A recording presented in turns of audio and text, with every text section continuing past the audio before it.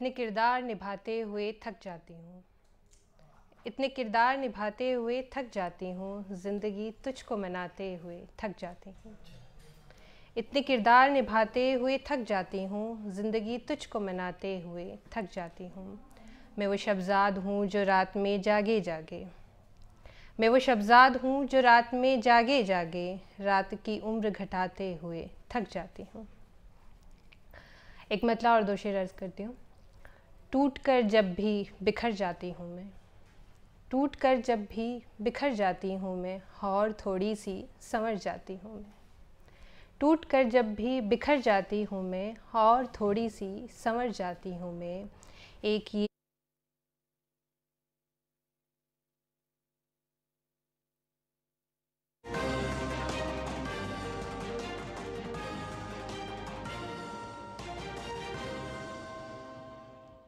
आदाब नाज़रीन, उर्दू खबरों में आप सभी का खैर मकदम है। नज़र डालते हैं इस वक्त की अहम सुर्खियों पर। छत्तीसगढ़ में माओ नवाजों के खिलाफ सिक्योरिटी फोर्सेस की ज़बरदस्त कामयाबी। बीजापुर में 2 खवातीन माओ नवाजों ने 22 नक्सलियों समेत डाले हथियार। इन सब के सर पर 11 लाख रुपए का रखा गया इनाम।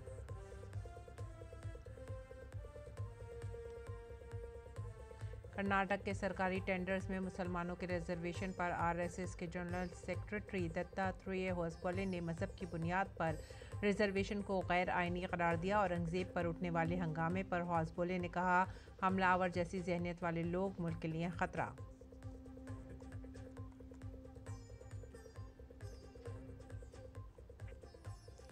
प्याज पर एक्सपोर्ट ड्यूटी हटाने के मरकजी हुकूमत के फैसले का किसान के साथ महाराष्ट्र के वजीर आला देवेंद्र फडणवीस ने भी किया खैर मकदम।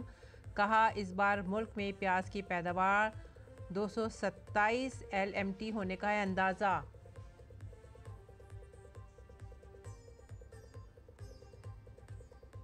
बलूचिस्तान में हालात काबू से बाहर। इंसानी हकूक़ के कारकुन की गिरफ्तारी के खिलाफ एहतजाज करने वाले मुजाहिरीन पर फौज और पुलिस की कार्रवाई। 4 अफराद जा बहक। बलोच मुसल्लह बागियों के हमले में 4 फौजी भी शहीद।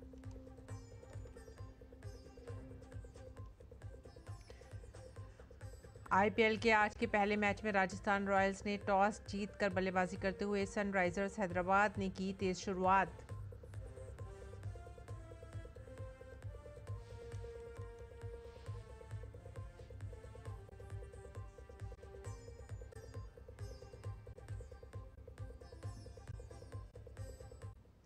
खबरें अब तफसील से। सबसे पहले बात करते हैं छत्तीसगढ़ की। छत्तीसगढ़ को नक्सलिज्म से आज़ाद कराने की समत में बीजापुर पुलिस ने एक बड़ी कामयाबी हासिल की है।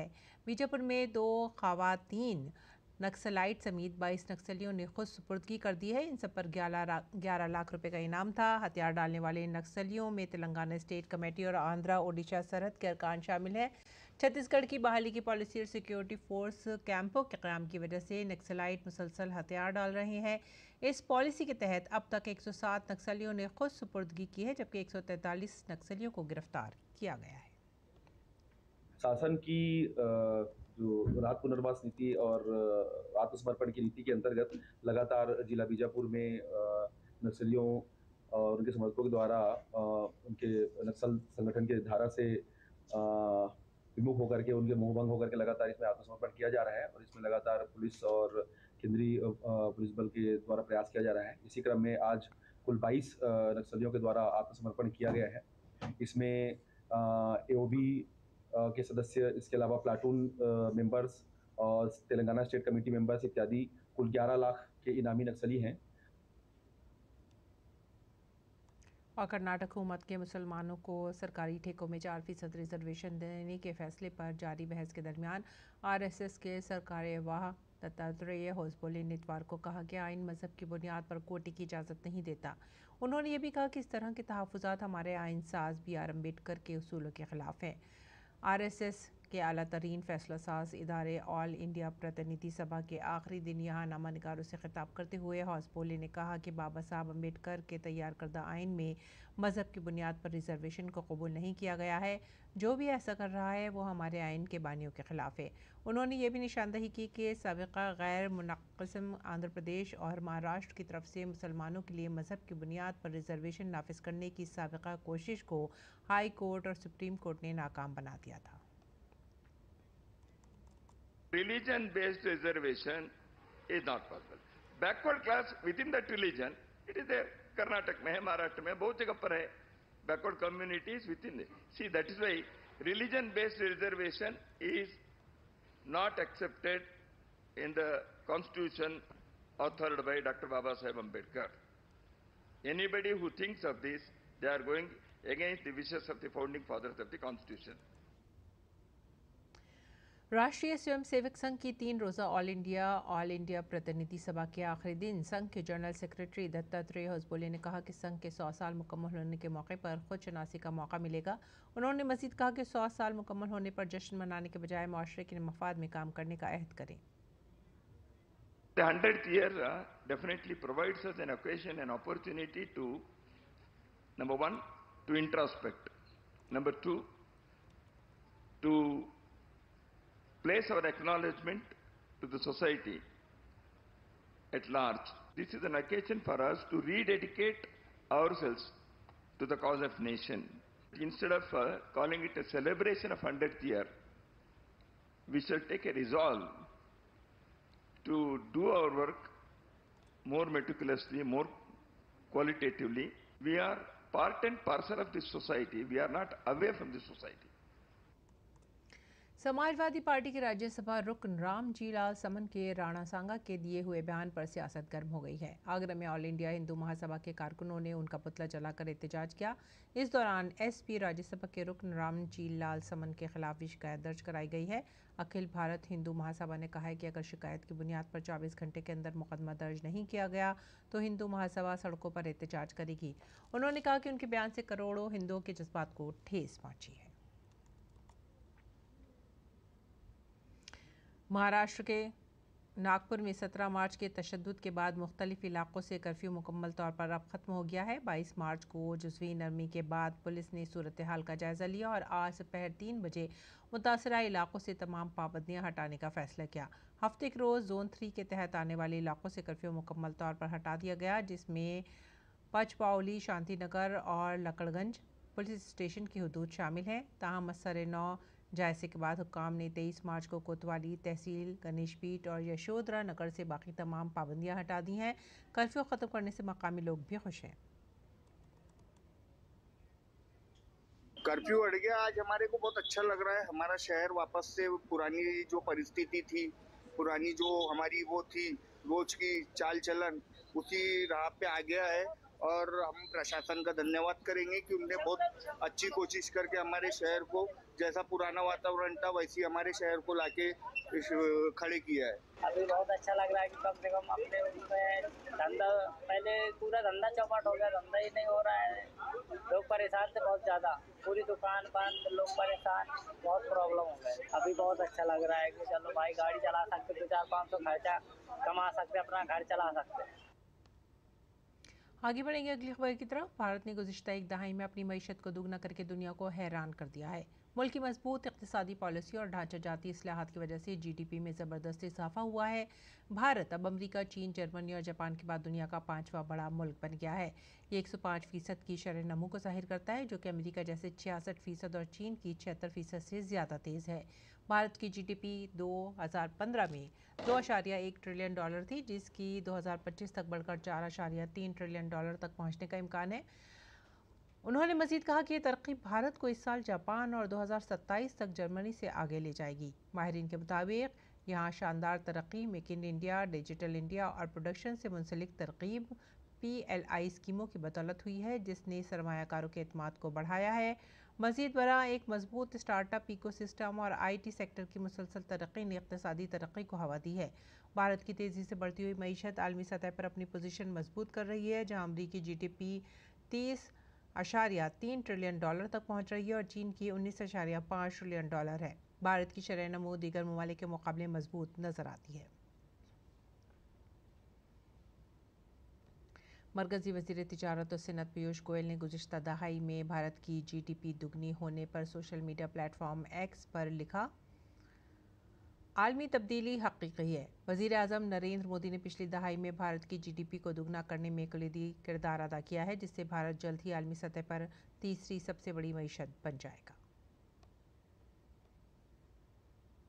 और मरकज़ी हुकूमत ने इस साल 1 अप्रैल से प्याज पर 20% एक्सपोर्ट ड्यूटी ख़त्म करने का फैसला किया है।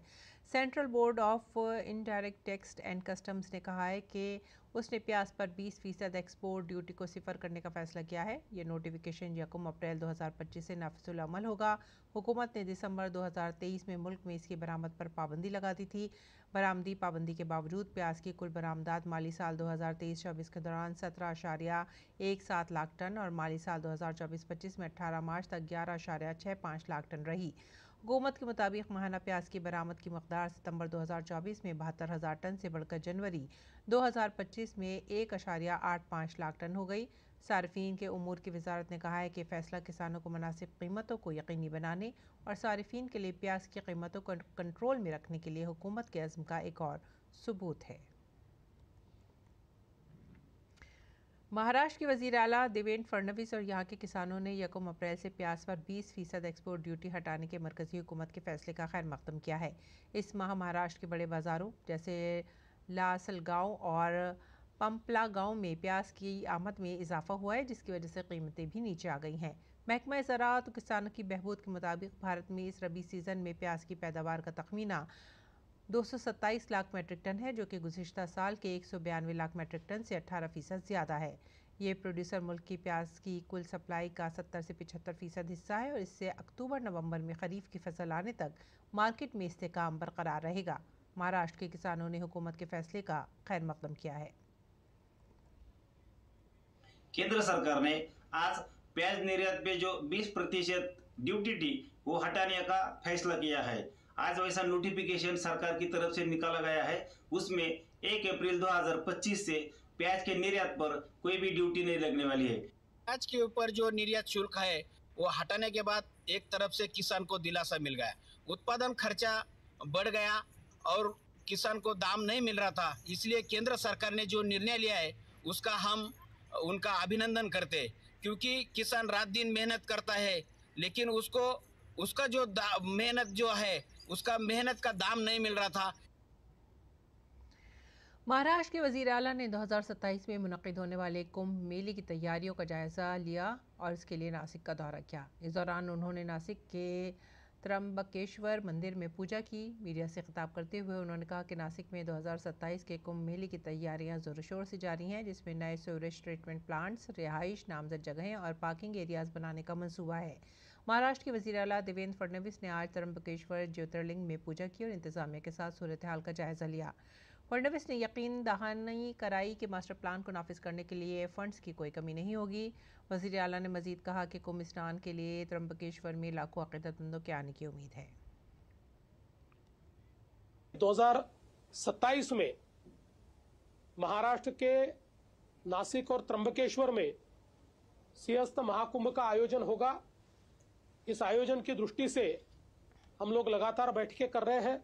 नासिक में क्या करने की आवश्यकता है, इसका एक मास्टर प्लान हमने तैयार किया था, जिसको हमने पिछले ही समय मान्यता दी है। उसके काम भी हम चालू कर रहे हैं, जिसमें बड़े पैमाने पर यहाँ पर पानी साफ हो, इस दृष्टि से एसटीपी की व्यवस्था हो, रास्तों की व्यवस्था हो, ब्रिजेस की व्यवस्था हो, साधुग्राम की जो जगह है उसको अधिग्रहित करके वहाँ पर सारी व्यवस्थाएं खड़ी करनी हो। ये सारी व्यवस्थाएं हम लोग कर रहे हैं। जिस प्रकार से प्रयागराज में जो प्लानिंग हुआ था उससे ज़्यादा लोग वहाँ पर आए, वैसे ही अपेक्षित है कि यहाँ पर भी ज़्यादा लोग आएंगे। इसलिए हम लोगों ने अब यहाँ पर मेला प्राधिकरण का कानून बनाने का तय किया है। कौमी तहकीकाती एजेंसी ने 2024 के चंडीगढ़ ग्रेनेड हमला केस के सिलसिले में बब्बर खालसा इंटरनेशनल दहशतगर्द तंजीम के 4 दहशतगर्दों के खिलाफ चार्जशीट दाखिल की है। चार्जशीट में शामिल मुल्जिमान में पाकिस्तान में मुकीम नामजद इनफरादी दहशतगर्द हरविंदर सिंह संधू उर्फ रंदा और अमरीका में मुकीम हरप्रीत सिंह उर्फ हैप्पी पासिया शामिल हैं। ये दोनों दहशतगर्द हमले के मरकज़ी ऑपरेटर्स और साजिश करने वाले थे। उन्होंने ग्रेनेड हमला करने वाले चंडीगढ़ में भारत में मुकीम ज़मीनी कारिंदों को लॉजिस्टिक सपोर्ट, दहशतगर्दी के लिए फ़ंड, हथियार और गोला बारूद फराहम किया था। हमले का मकसद पंजाब पुलिस के एक रिटायर्ड ऑफिसर को निशाना बनाना था। तहक़ीक़ात से पता चलता है कि रंदा ने हैप्पी पासिया के साथ मिलकर कानून नाफिज करने वाले इदारों के अहलकारों और आम लोगों में दस्ती बम हमले के ज़रिए दहशत फैलाने की साजिश की थी, जिसका मकसद BKI के दहशतगर्दी के एजेंडे को फ़रोग़ देना था। तफ्तीश से मालूम हुआ है कि रिंदा और हैप्पी ने दीगर मुल्जिमान रोहन मसीह और विशाल मसीह को दस्ती बम फेंकने से पहले 2 बार टारगेट पर जासूसी करने की हिदायत की थी। केस की तहक़ीक़ात जारी हैं और NIA BKI दहशतगर्द ग्रुप के दीगर अरकान का पता लगाने और भारत में उनके नेटवर्क को ख़त्म करने की कोशिश कर रही है।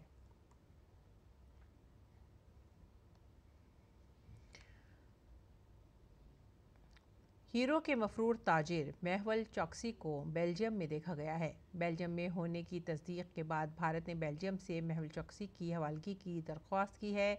मफरूर ताजिर मेहुल चोकसी और उसकी भतीजे नीरव मोदी पर पंजाब नेशनल बैंक से 13,500 करोड़ रुपए की धोखाधड़ी का इल्ज़ाम है। भारतीय हुकूमत ने अब बेल्जियम से मेहुल चोकसी की हवालगी का मुतालबा किया है।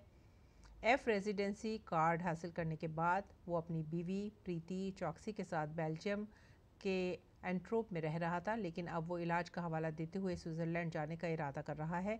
आपको बता दें कि दिसंबर 2024 में मुंबई की एक खुसूसी अदालत ने 2018 से इन्फोर्समेंट डायरेक्टरेट के ज़रिए ज़ब्त शुदा चौकसी की जायदादों को फ़रोख्त करने की इजाज़त दी थी। इन जायदादों की कुल कीमत 2,565.9 करोड़ रुपए है, जिन्हें पंजाब नेशनल बैंक और ICICI बैंक के ताउन से अदालती हुक्म पर ज़ब्त किया गया था। इन जायदादों की फ़रोख्त शुरू हो चुकी है, जिसमें 125 करोड़ रुपए से ज़्यादा की जायदादें मुंबई में फ़्लैट, अंधेरी में 2 फैक्ट्रियाँ, गीतांजलि जेम्स लिमिटेड के लिक्विडिटीज़ के हवाले कर दी गई हैं। चौकसी के खिलाफ इल्ज़ामात में मुजरिमाना साजिश, इत्माद शिकनी, धोखाधड़ी, जायदाद के लेन देन में धोखाधड़ी, बदअनवानी और मनी लॉन्ड्रिंग शामिल है। इसके साथ ही नीरव मोदी इस वक्त लंदन की जेल में बंद है और उसने अपनी भारत हवालगी के खिलाफ अदालत में मुकदमा दायर किया है।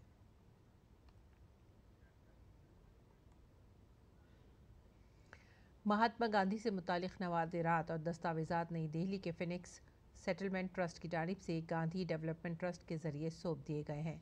वज़ीर ख़ारजा एस जयशंकर ने महात्मा गांधी से मुतालिक दस्तावेज़ात मिलने पर अपनी खुशी का इजहार किया है। उन्होंने कहा है कि बापू की ज़िंदगी और पैगाम आने वाली नस्लों को मुतासर करता रहेगा।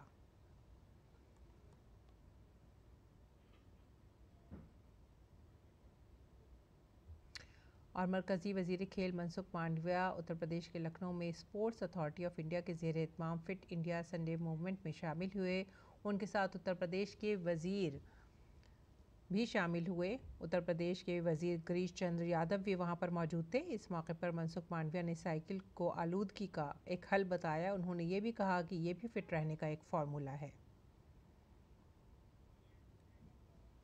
फिट इंडिया मूवमेंट में हर वीक संडे ऑन साइकिल समग्र देश में एक मूवमेंट के रूप में चल पड़ा है। देश के युवा, देश के बुजुर्ग, देश के सब लोग संडे 1 घंटे के लिए अपने स्वयं को फिट रखने के लिए साइकिलिंग करते हैं।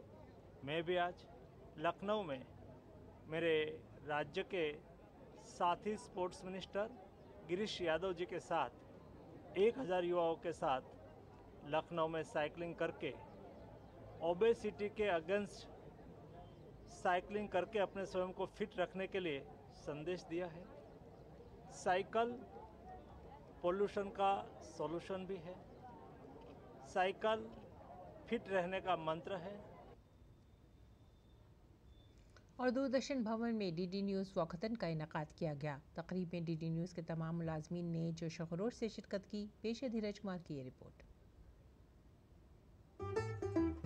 दूरदर्शन भवन मंडी हाउस से एक वॉकथन का इनेकाद किया गया। इस वॉकथन को हरी झंडी दिखाई गई इस पैगाम और अज़्म के साथ कि दूरदर्शन के कारकुनान फिट और सेहतमंद रहें। जोश और वलवले से भरपूर इस वॉकथन को मुकम्मल करने के लिए तमाम एहलकारों ने मंडी हाउस से इंडिया गेट सर्कल तक का फासला तय किया। 15 दिव्यांगजन भी इस वॉकथन के गवाह बने और आम लोगों के साथ हिम्मत से चलते रहे। DD न्यूज़ ने एक वॉकथॉन ऑर्गेनाइज किया।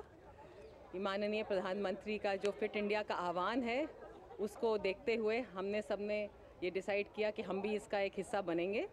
हमारे 300 करीब प्रतिभागी थे। सबको अपनी फिटनेस पे ध्यान देना चाहिए और सबको इसका हिस्सा बनना चाहिए। सुबह की ताज़ा हवा में सैर करने से कुव्वत मदाफत में इजाफा होता है, कई तरह की बीमारियों से बचा जा सकता है। माहिरीन का कहना है कि सुबह की चहलकदमी डायबिटीज से बचने, वजन कम करने, हाई ब्लड प्रेशर को कंट्रोल करने और दिल की बीमारियों को दूर रखने के लिए जरूरी है। दूरदर्शन न्यूज के एडिशनल डायरेक्टर जनरल ने कहा कि रोजाना वर्जिश करके इंसान सेहतमंद रह सकता है। जैसे कि आजकल हमारे जीवन की जो शैली बन गई है, उसमें हमारा जो बहुत सारी ऐसी बीमारियां हैं जो हमारी जीवन शैली की वजह से हो रही हैं लोगों को, और बहुत सारे लोग इससे प्रभावित हैं, इफेक्टेड हैं। अगर हम रोज़ व्यायाम करेंगे और वॉक करेंगे और थोड़ी सी हम फिजिकल एक्सरसाइज करेंगे तो हम इन सब बीमारियों से दूर रह सकते हैं। तो फिट इंडिया मूवमेंट में सभी को भाग लेना चाहिए, सभी को अपने आप को फिट रखना चाहिए और इस अभियान को हम जितना आगे बढ़ा सकें हमें आगे बढ़ाना चाहिए। और उसी कड़ी में आज हम सभी ने मिलकर ये एक छोटा सा वॉकथॉन किया है।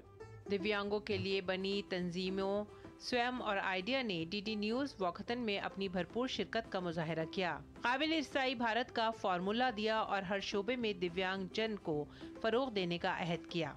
आज डीडी मैराथन के वॉकथॉन के इवेंट में आके बहुत अच्छा लगा। थैंक यू सो मच कि आपने उस प्रोग्राम को इंक्लूसिव बनाया। एक्सेसिबिलिटी एक बहुत महत्वपूर्ण फैसिलिटी है which is actually a human right, और आज यहाँ आके ये एहसास होता है कि डीडी एक फैमिली की तरह इंक्लूसिविटी के ऊपर विश्वास रखती है और उसको प्रमोट करती है। बहुत अच्छा पहल है डीडी की तरफ से। आइडिया और स्वयं ने मिलकर ये जो समागम आज लगाया है कि like minded people Delhi Doordarshan के परिवार आज इंडिया गेट पे वॉकथॉन में भाग लिया। भारत को एक्सेसिबल बनाए, भारत को इंक्लूसिव बनाए। जब हम डेवलप्ड नेशन की तरफ चल रहे विश्वगुरु बनने में आगे अग्रसर है तो उस समय पे समावेशी भारत होना बहुत ज़रूरी है। इस दिशा में लोगों को संवेदनशील बनाना और उनका माइंडसेट को चेंज करने के लिए ये वॉकथॉन किया गया है। ये सराहनीय कदम है। वॉकथन में हिस्सा लेने वाले शुरा को भी मुख्तलिफ कैटेगरीज में इनामात से नवाजा गया। मर्दों के जुमरे में राहुल शर्मा को पहले और मंथन को दूसरे मकाम के लिए अवार्ड से नवाजा गया। खवातीन के जुमरे में प्रतिभा को पहला और कुसुम मीना को दूसरा मकाम हासिल हुआ। 18 से 40 साल की उम्र के मर्दों के जुमरे में मयंक और खवातीन के जुमरे में ऋतु को अव्वल मकाम का इनाम दिया गया, जबकि असीम मिश्रा को 40 से 50 उम्र के मर्दों के जुमरे में और शानू को खवातीन के जुमरे में अवार्ड दिया गया। इसके अलावा मर्दों के जुमरे में सुशील और खवातीन के जुमरे में रेवती को 50 साल से ज्यादा उम्र के ग्रुप में पहला मकाम हासिल करने पर अवार्ड से नवाजा गया। 4 माजूर अफराद को भी अवार्ड से नवाजा गया। वॉकथन ने सेहतमंद जिंदगी और अच्छी सेहत का पैगाम दिया। शुरा का जोश खरोश देखकर उन्हें इनामात से नवाजा गया।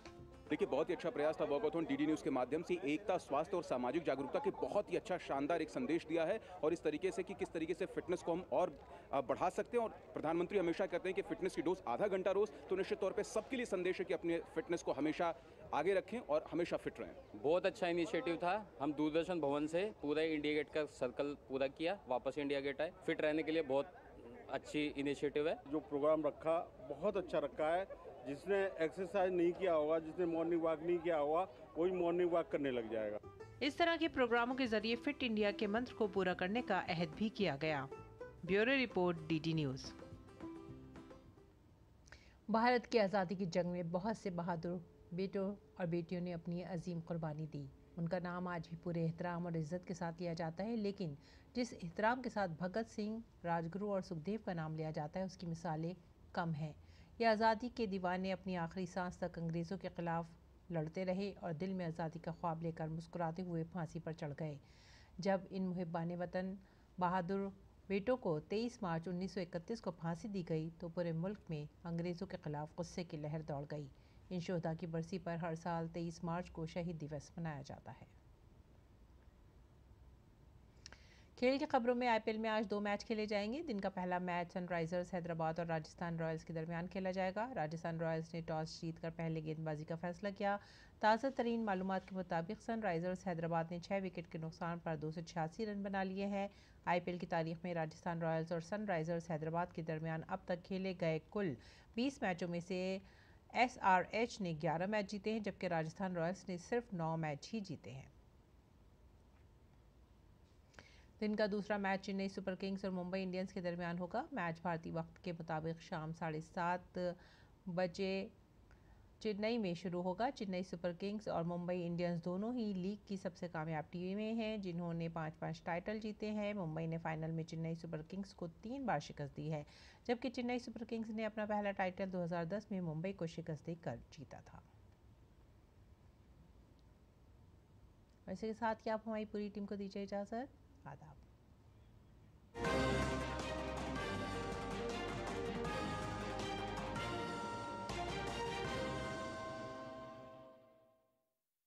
हाँ जी दोस्तों।